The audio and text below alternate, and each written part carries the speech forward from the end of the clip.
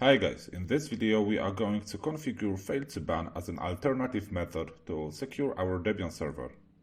In most of cases you don't have public IP given by your ISP, so you cannot secure your SSH server or any part of your machine as I've done this in my previous video.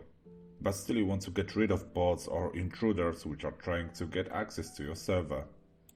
That's where Fail2Ban can help you, so let's configure it.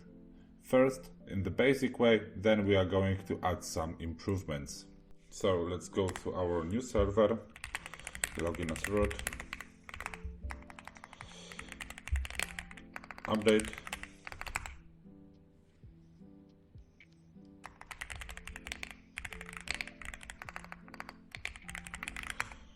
and apt-get install Fail2Ban. Okay, we are in etc Fail2Ban folder. So now let's copy default jail conf file to jail.local. We are going to do it because during the updates default file can be overwritten and our configuration would be gone. Creating jail.local file prevents us from that situation, and this file would be always on top. So cp jail conf to jail local. Now we can edit jail local file. We should search for SSHD section.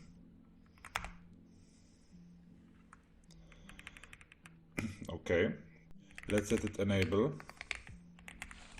Let's configure port to SSH, log path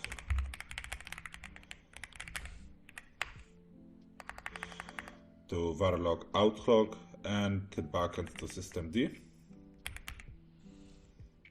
Then max retry, let's set it as 3, and ban time for test purposes, let's do it for 1 minute.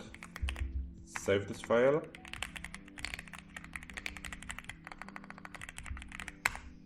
restart Fail2Ban.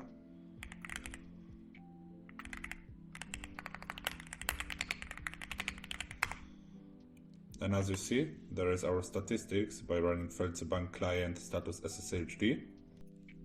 Okay, now let's make some failed attempts to login. As you see, finally we have connection refused. And as you see, after a few attempts of failed logins, we have banned IP list in Fail2Ban client status SSHD. And IP tables rules inserted to our firewall automatically by Fail2Ban, so our configuration is working. Right now let's improve our Fail2Ban by creating progressive ban for recurring intruders or bots.